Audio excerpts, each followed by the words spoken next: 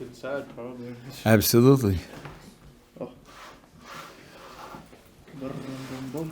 That's a new series, right? Yeah. Very nice.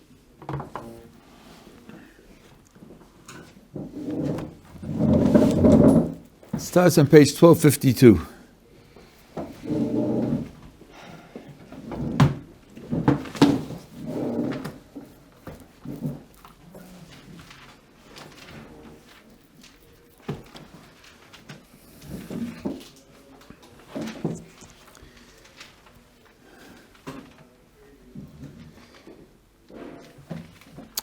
I just want to give you a few words of introduction. Different svarim in the Masorah, the tradition, different books get a different amount of attention. Of course, the Chumash gets the lion's share of the attention. More commentaries are written on it than anything else. The Haggadah for Pesach, there are hundreds of commentaries that are written. Megillas Esther is up there. A lot of commentaries. Partly because the story is so open, the surface of the story, and it's so riveting, it's so dramatic, and it captures people's imaginations. So it can also capture the interest of a lot of commentaries. I'm giving these sure not because I have studied all the commentaries, or half of the commentaries, or 10% of the commentaries. I have certain subjects that are of interest to me, and those are the ones that I've invested in. I want it to be clear that I'm not in any way implying that what I say about the Megillah is the truth, the only truth, the whole truth, not even the most important truth. It's that piece of the truth that I have worked on and I can share with you, but nothing more than that. My particular interests are in philosophy, as you know, also in Kabbalah, also in linguistic analysis. The words, what do they mean? What are their implications? Logical analysis, because my area in philosophy was an area of logic, and maybe to a certain extent, psychology. The psychology of the figures who are described and the events that take place. Those are my primary interests. So that's what I'm going to talk about. But when it comes to the Megillas Esther, I'm leaning a lot on the Malbim. Which is translated into English and be very worthwhile. You're looking at before the holiday comes. Now, everybody remarks that the name of God does not appear in the whole book of Esther. That's important. But you should also take into account that it's not the only book of the Bible for which that's true. There's another one, Shir HaShirim, Song of Songs. God's name does not appear in that book either. Maybe at some point we'll compare the two of them and see what they have in common that explain why those two alone have no mention of God's name, any of God's names. And I should say, there's no mention explicitly. Implicitly, if you use gematrios and the first letter of each word, and so on, you can find God's names everywhere. But that's not the point. The point is that in the actual text of the book, the name isn't there.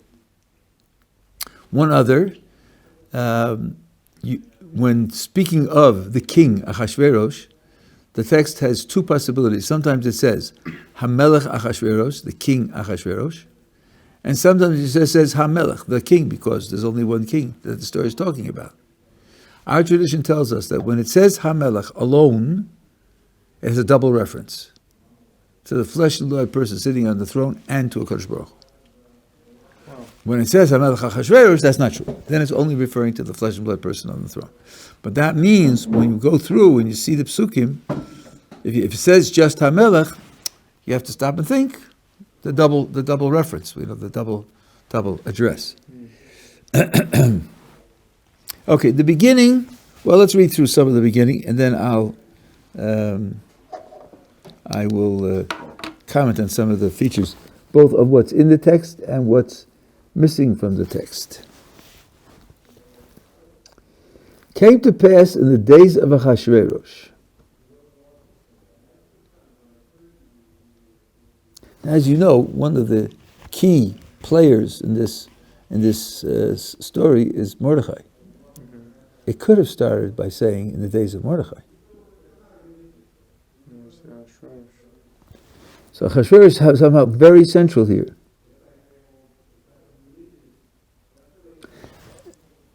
I'll say just a little bit more. In Gemara Baba Basra, it records who wrote which sefer. The authors of each of the Sfarim in the Tanakh. Right. And it starts by saying, Moshe Kosav Sifro v'Parshas Bilam. There's Bilam, Balak, right? Why single that out for special mention? Parshas Balak is part of the Torah. So it's just another part of the Torah. So no Kofrim can say that. I'm sorry, say again? So a Kofir can come and say, oh, he was a Navi too, maybe he wrote it. Good try. Rashi on the spot explains that the Sefer is really like a biography. And Parshas Balak doesn't mention Moshe Rabbeinu at all. It happened in the hills. No one knew about it. Even Moshe Rabbeinu didn't know about it. The Baruch Hu said, write it down in the Torah. So why would this be included in a biography of Moshe? Sefer Yeshaya is a story of Yeshaya's life. Of course, Yeshaya's life had wars and kings and negotiations and ups and downs and all sorts of things, but it's a story of his life. Yirmiyahu is a story of his life. Each one is a story of someone's life. So here, because this is much shorter, it's only a few short years in which the entire... But who's the main figure? Who is it about? And you know, the very end of the book says, and the deeds of Achashverosh are written in the public history sources, and it ends with taxes that he levied on the kingdom. Sounds like it's a story of a portion of Achashverosh's life.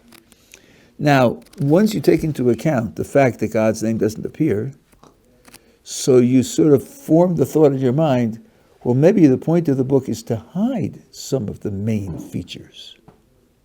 Of course, not to hide them so well you can't find it out, but to hide it so it isn't obvious. So if the book starts with Achashverosh and ends with Achashverosh, that creates the false impression that it is a Achashverosh history. It doesn't have to be the deeper truth. So I'm just pointing that out as orientation. Okay, getting to pass, there's Achashverosh.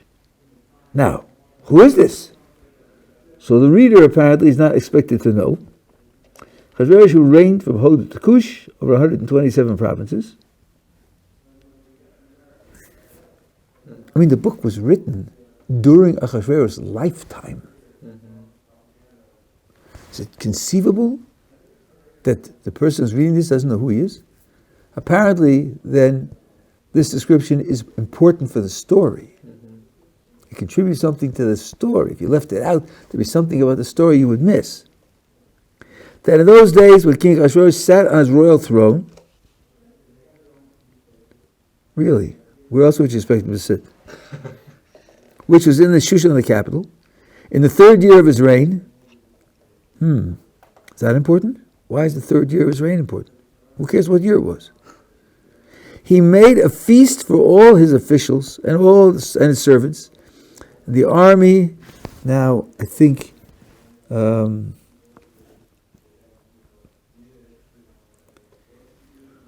maybe it's not bad. It's not Sava. It's army. It's Chel Paras. Chel is like it could be okay. Army of Persia and Media, the nobles and officials of the provinces being present,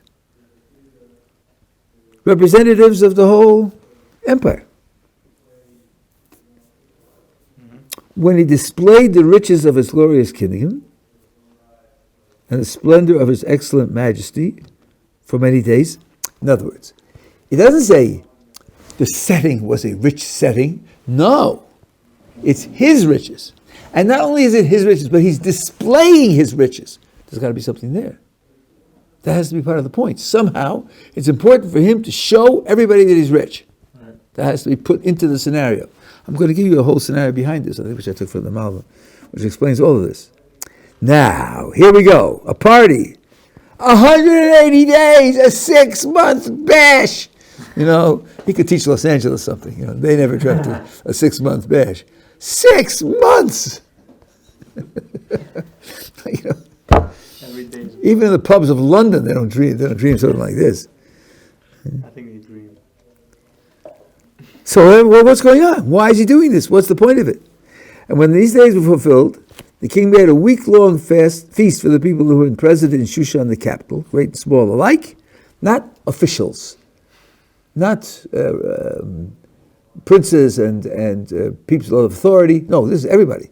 Everybody in the capital, in the courtyard of the garden of the king's palace. Now a description of all the beautiful things. There were hangings of white, fine cotton, blue wool, held with cords of fine linen and purple wool, upon silver rods and marble pillars. Couches of gold and silver were on a pavement of green and white, shell and onyx marble. The drinks were served in golden goblets. No two goblets alike, which is the pshat, but the remez we'll see is a little different. The royal wine in abundance, according to the bounty of the king. Again, displaying his riches and now displaying his bounty. How generous he is. Why is it important for him to be displaying his wealth? And why is it important for him to be generous? Why is that important? And watch how it gets emphasized. And the drinking was in accordance to the law, without coercion. Das is a little softer than law, custom. No one was forced to drink anything particular. So the king had ordered the officers of his house they should do according to every man's pleasure. Now let's see. You're having a dinner party. You're celebrating something. You invite a lot of guests. Typically, you choose the menu. It's your party. Right. They like it. They like it. They don't like it. Let them go out to McDonald's and get a hamburger. You have a list of courses. You make opening a restaurant. And you say, would you like roast pheasant? Would you like turkey? Would you like duck? We have whatever you like. To do according to the will of each person. Satisfy him. Do whatever he wants. Why is that? So here's some background. Achashverosh was not in the royal line. He didn't have royal blood flowing in his veins. He was someone who took over the kingdom. Some say he was the head of the army, and there were battles, and he did very well. And he had a certain amount of popular backing, and when the king died, he took over. But he's not a descendant of Nebuchadnezzar. So there's a question of legitimacy, a question of real authority, a question of loyalty. And he's afraid of that. He's worried about that. And as you'll see, this comes up at least a dozen times in the Megillah. That what he does on the basis of being afraid for his popularity and his authority. Now, one of the things, I'll finish the description, I'll tell you a question. One of the things that you want in a king is that he should be rich. Why do you want the king to be rich? Because then he's not in the pocket of somebody who's supplying him with money. In England, many times, there were nobles, and the king was the one who wore the crown, but if he wanted to fight a war, he'd get the money from the nobles. No, then they decided what wars he'll fight, what wars he won't fight, or what taxes he'll collect, what taxes he won't collect, because without them, he has no kingdom. Achashverosh says, nobody pushes me around. I'm not beholden to anybody. I can handle everything on my own. That's one thing. Number two, he wants people's favor. He wants them to approve of him. So he throws this gigantic party, this bash, and everybody's going to enjoy. And he tells them in Shushan, where he's controlling the waiters and the food, do whatever people want. I want them to realize that I have them in mind, that I have the good interests in mind. I want to be popular as a king. I'm not asserting my authority. I'm worried about my authority. Now, it says, goblets of gold, no two goblets alike. When the reader chants the Megillah, and he comes to those words, v'kelim shonim, which literally means vessels from various vessels, which says nothing at all, because it's various, what does that tell you? It doesn't tell you anything. You'll notice that he changes the tune. From the tune of the Megillah, he goes into the tune of Eicha. At least some places they do. Eicha, lamentations. Why? Because there's a whole historical background for this party. And this is why it's important in the 3rd year of his reign.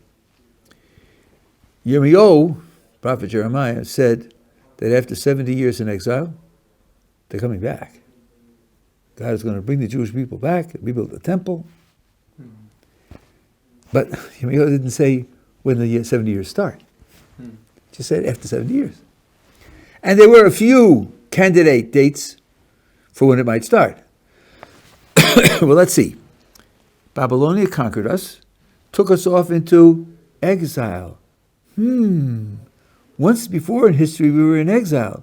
That place was called Egypt. Right. And when we left Egypt, it was pretty spectacular, especially for the Egyptians, right? They suffered a lot. Their power was broken. So the question arose, what's going to happen when the Jews are saved from this exile? Is the power of the ruling party going to be broken like it was in Egypt? What is in store for us?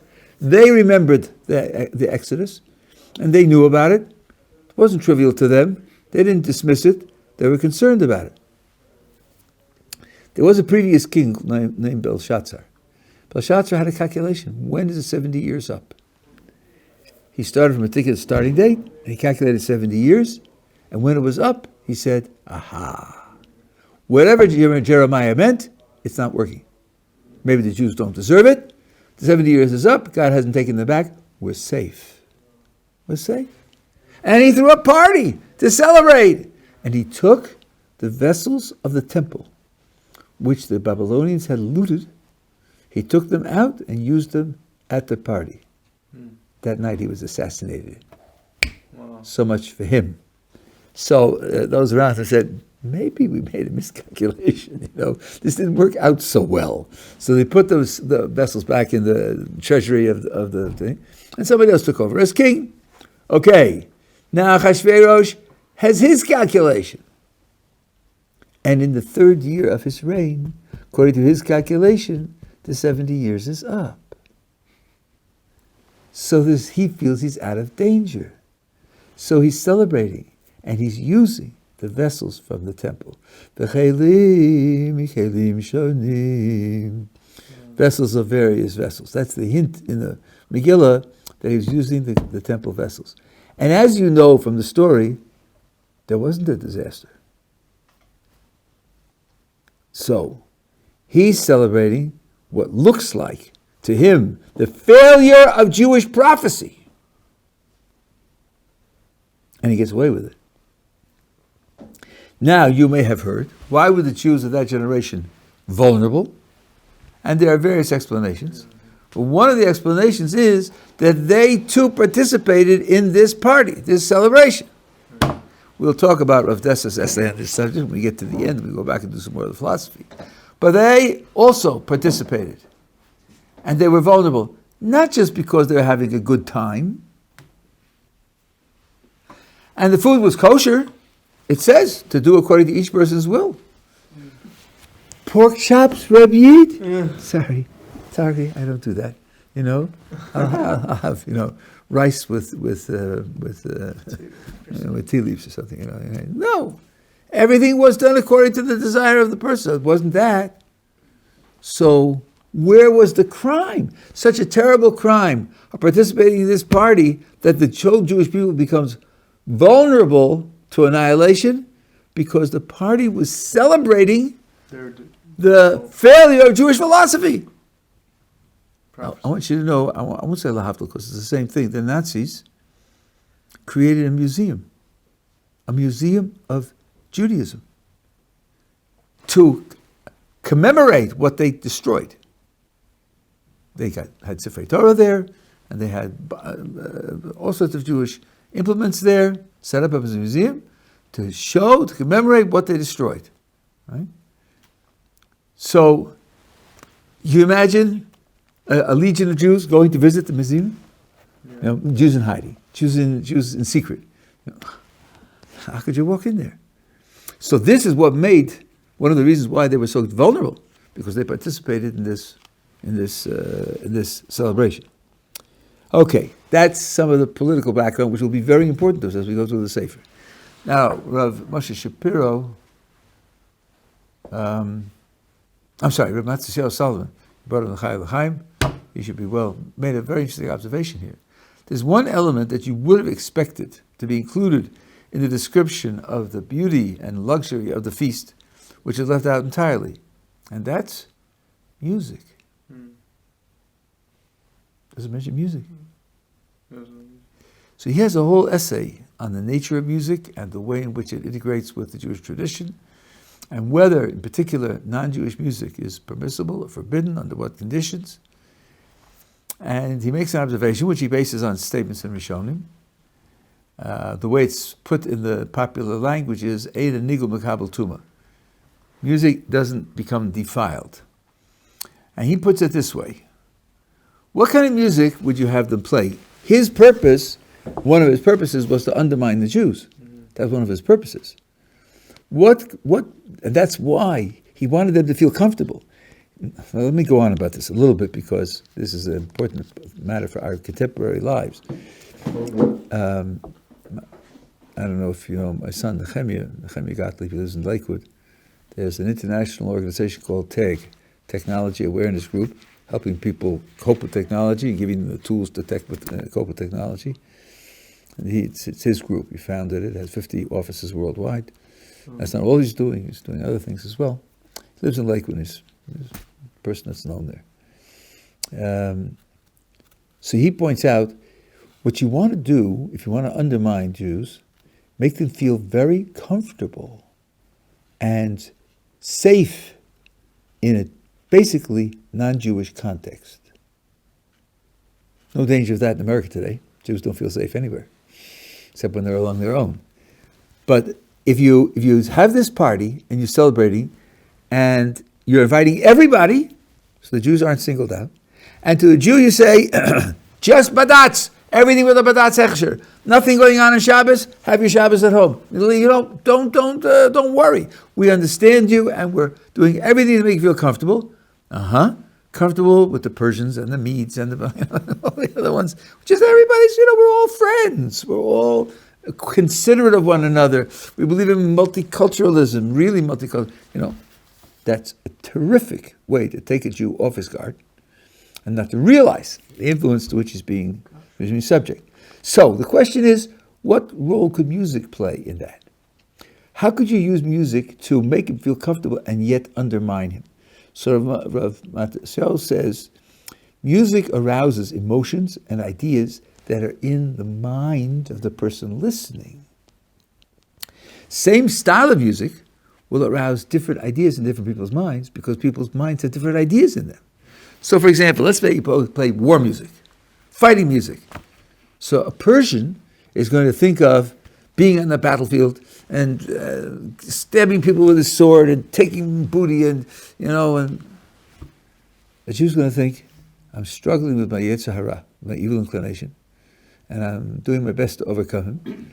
And the music, which would be crude, low, mundane to a Persian, will awaken in a Jew holy thoughts. Love. You have love song. The Persian will be thinking whatever he's thinking, and the Jew is thinking about loving God, loving other Jews. That's why music isn't mentioned, because you can't use music in that way to undermine a person. The music will be grafted into his culture. It's not going to suck him into the culture of the person who wrote music. I will guess that for the vast majority of people who enjoy Beethoven, I don't got a clue what kind of private life he led. It's just, just like they don't know Gandhi's private life. They think of him as a savior for a whole subcontinent and a preacher of nonviolence. Read about his family life, and you'll get a different picture of who he was. But you have the main feature of the person, and you don't go into that kind of background. So now he said, but there are exceptions. One he said explicitly, and the other I know he meant as well. If you are about tshuva, And there are certain songs which have been taken, whole songs, taken from a non-Jewish source and had Jewish words put to them, like the Journeys tapes. And now they express Jewish ideas, but if you know the old song in the non-Jewish context, and when you hear, Simon and Garfunkel, you hear their songs, and you think of the old words, that for you is not good, because it's pulling up in your experience that old culture. Also, music that destroys your das, your ability to think, like music that's blasting with strobe lights and so forth and so on. Shall I talk about weddings? No, I'm talking about weddings. Make your own inferences. He says, that's not Jewish music. Music that deprives you of your ability to think, to understand, that's not Jewish music. But other than that, there was one Rosh Yeshiva here in Jerusalem 20 years ago, who regularly listened to Mozart. He felt that Mozart gave him a certain calm and a certain focus, and people knew it. We didn't hide it. So that's why music isn't mentioned here, because of the fact that you can't undermine a person with music, because it will just reinforce and call up associations with his own culture. Okay, you had a question. Yeah, no, I have three. So the first one was Achashverosh. How did he get the kingship in the first place? Like, if he took it, he just took it. I don't know the exact details, but you do have this kind of thing happening all the time, especially the leader of the army. I mean, that's the power base. Mm-hmm. In fact, all dictators are dictators because they subvert the army. They bring the army in, they pay them well, and they give them special opportunities. I don't know if you've ever heard of Senator McCarthy in the 50s in the United States, who called everyone a communist and went after powerful political people. You know what stopped him? He challenged the army. They said, no, we're not playing ball. And then he lost his influence. The army is a very powerful, and when there's a power vacuum, when the emperor dies and the people who are standing in line aren't really competent, or they don't have popular appeal. I remember when Eisenhower was elected, because he settled the thing in Korea. He won 2 terms. He could have been, president till the end of his life. People were in love with him because he fought in the Second World War, did great work against the Nazis, and then he fought, and people were just thrilled with him. So it's quite natural for a general to step in. But all the way through, as I said, he's concerned about his popularity. Yeah, you had another question? Yeah, and then how, the fact that the Rabbi said that he had, this kind of, it was almost like he doubted himself, right? Like he said, because he was scared of all this. Absolutely. So I was wondering, was it through this feeling of any day, something might happen, because he knew the prophecy and everything? Was it that doubt that kept him, that made him to act like this, with this party and Well, I think this is the end of it. You're asking how long was the effect of worrying about the possibility that God will take them back and destroy the kingdom, so on and so on. The Megillah opens with this celebration of the fact that the prophecy is wrong, kiviyachol, and then it doesn't play any role, as far as I could tell, throughout the rest of the book, because he feels he's finished with that. And as you'll see right now, he has a challenge at this party, and he comes out with a gigantic prophet, a gigantic victory.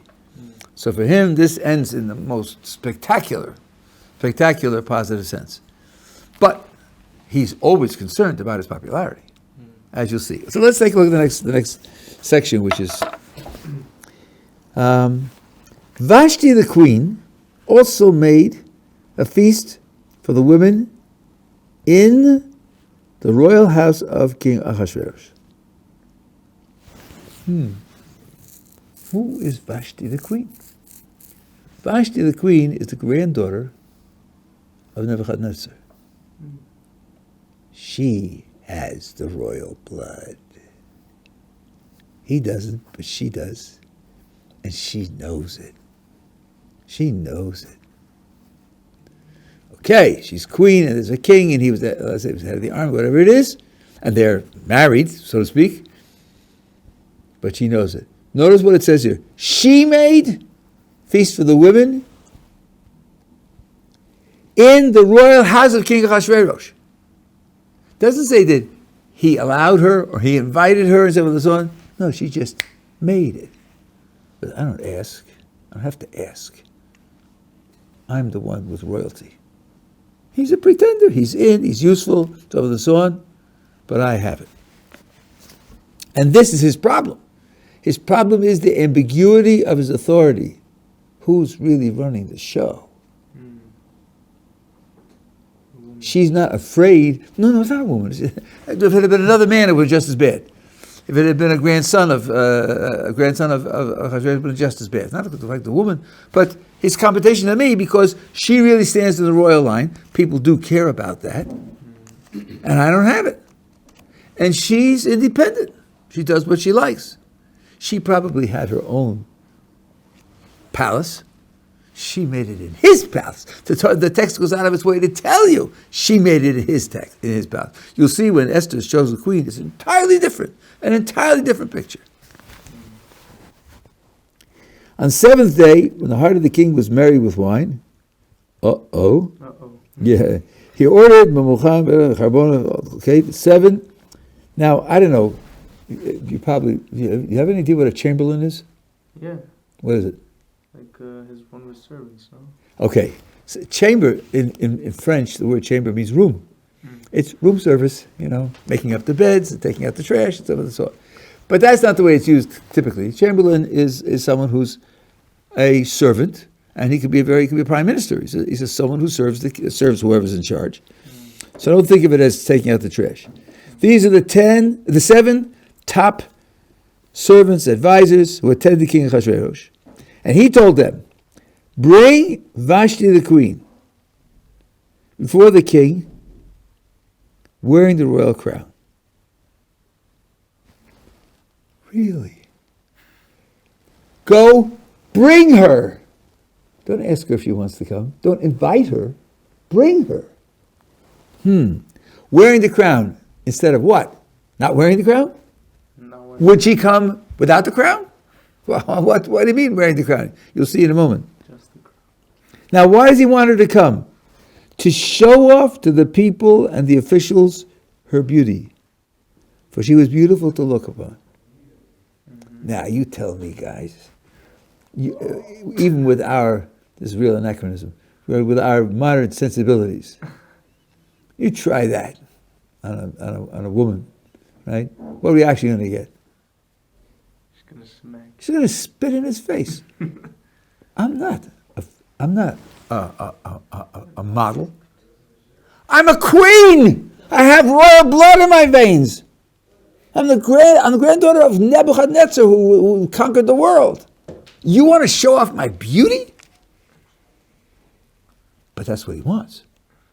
Because if he can bring her and show off her beauty, he makes her nothing. Wow. He makes her nothing. She's just a good-looking girl of whom there are 10,000 in the market. He wants to degrade her. He wants to disambiguate. He wants to make it clear that he's the one in authority.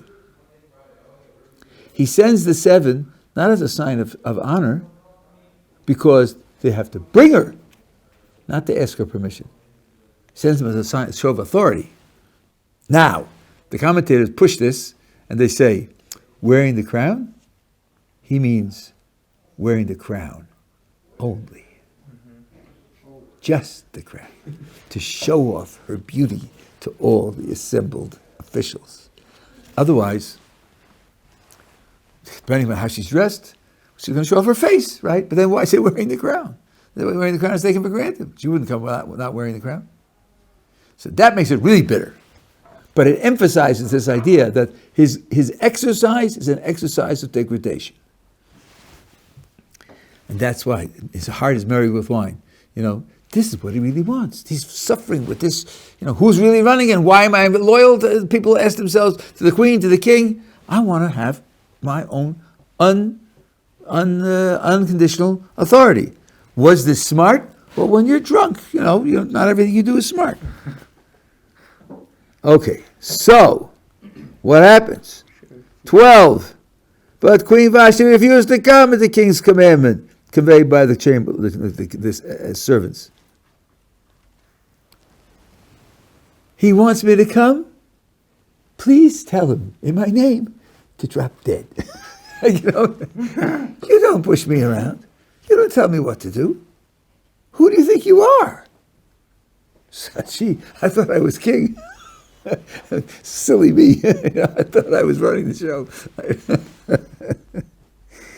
Well, the king therefore became very incensed, and his anger burned in him, not because she said no, but it's public. It's public. She threw down the gauntlet. You think you're running my life?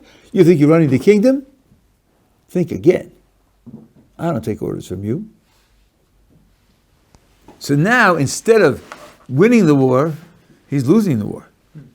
If this goes unanswered, then he's going to be an object of ridicule, and it will reinforce people who will say, it doesn't matter what the king says.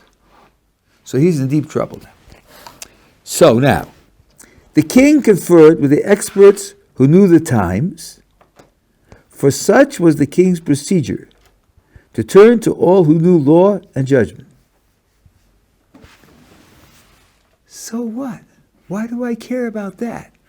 Why is that put in here? The answer is it reinforces what I told you. He never made decisions on his own. He didn't just simply say, let's tax them. Let's have a holiday next week, Let's everybody wear black hats on Sunday. No. Every decision went through channels. Now, not having been a king, not having grown up in the house of a king, the ways of royalty were largely unknown to him. So if he wants to do something, he goes to the advisors who know the customs, who know the local circumstances, 127 provinces, and who can tell him what is the kingly thing to do under these conditions. So here's an explicit statement of the condition that I mentioned to you. Let me just check the Hebrew here.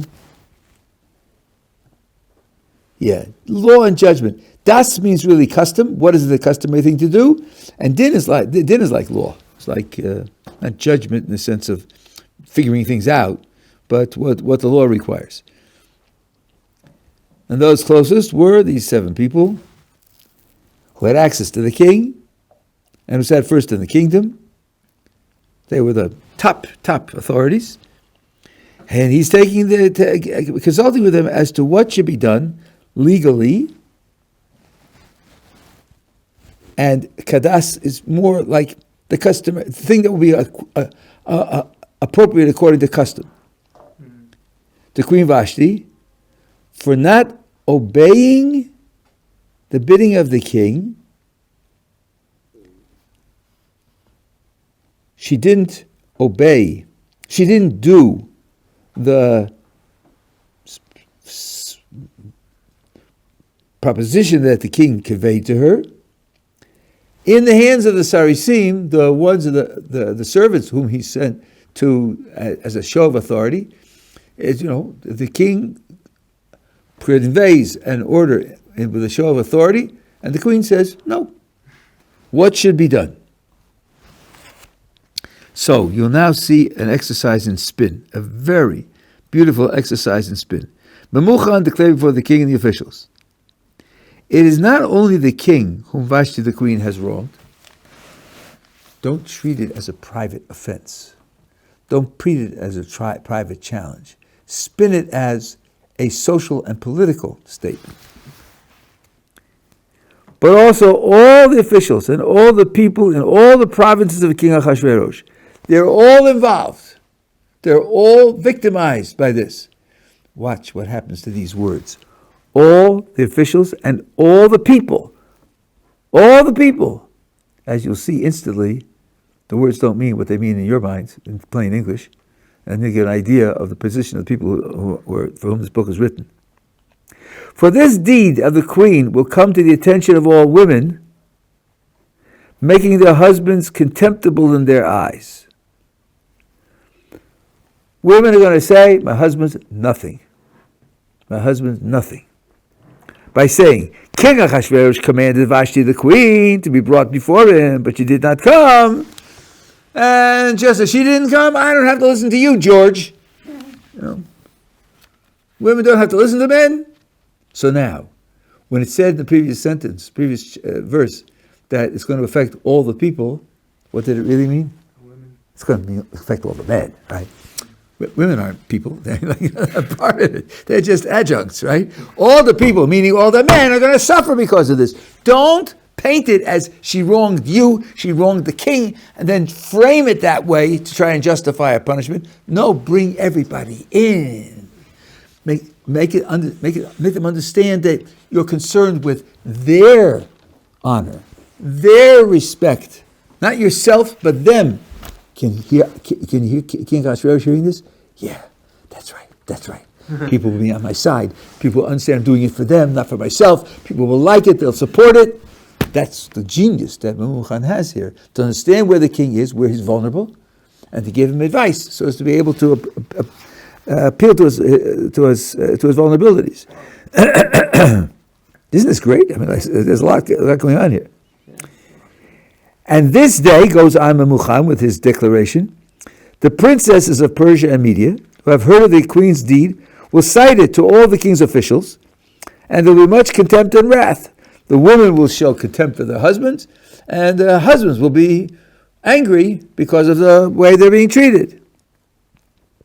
So, if it pleases the king, let there go forth a royal edict from him, a royal order, and let it be written in the laws of Persians the Medes, that it not be revoked, it can't be taken back. We'll see that will play a very important role in the like a king. The certain type of order of the king cannot be taken back. What should it say? That Vashti never again appear before King Ahasuerus. Number one, she the person, and that the king confer her royal estate upon another who is better than she. In other words, depose her as king. As queen. I'm sorry, as queen. Thank you, and take away her royal possessions because of what she has done. Mm-hmm. So, Memuchan, brilliant. He knows this is a problem for the king, and he says, you can use this as your leverage to get rid of your competition, that she shouldn't compete with you. You can destroy her completely. And the way in which you can do it without worrying about the loyalty of the kingdom is to say, the kingdom, of course, is only the men's, not the women, and they'll all be on your side because you're protecting them from being treated contemptibly by their wives. 'Tis a brilliant thought. Then, when the king's decree, which he shall proclaim, shall be resounded throughout all his kingdom, be announced and publicized, great though it be, meaning large though it be, all the wives will show respect to their husbands, great and small alike. And the husbands, knowing this, will all be on board. This proposal pleased the king, as you can imagine, and the officials. And the king did according to the word of Memuchan. And he sent letters into all the provinces, to each province its own script, to each people in its own language. She's got 127 provinces. So he has a vast bureaucracy. He can issue the order in his own language, and these people know how to translate into another, so that there's a royal document for each group. Otherwise, if they're left to translate and interpret from the king's language into their own language, there's room for all sorts of mistakes. No, that's already done at the royal level, and all the things go out, right? To the effect that every man should be ruling his own home. Look at that. There's the point of it. The effect is not Vashti is Vashti shmashti. That's not the issue. Every man should rule in his own home, and that's why they're on board. And then it says, and speak the language of his own people. Now, on the surface, that's very strange. What language was he speaking? He wasn't speaking the language of his own people? Why shouldn't he have been speaking the language of his own people? So one of the commentators says something very bitter here. You have 127 provinces under one central authority. there's going to be a lot of interaction between them, be business deals and entertainment and tourism and who knows what. There'll be intermarriages. Now let's imagine you have a man from one province, a woman from another province, and they marry and they have children. What language will the mother speak to the children? If nobody disturbs it, she'll speak her own language.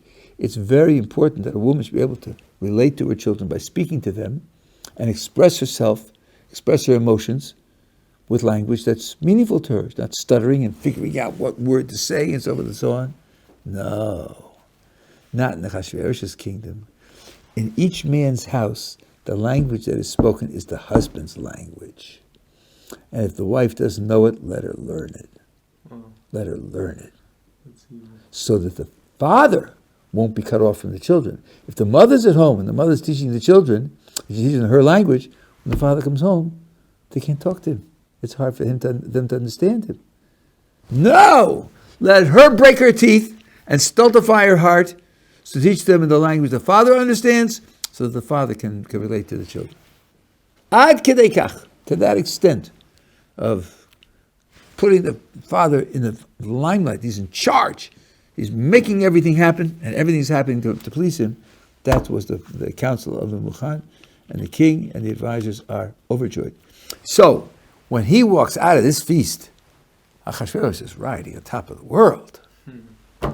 He hopes that he's got the support of the people generally, because he treated them very nicely and generously.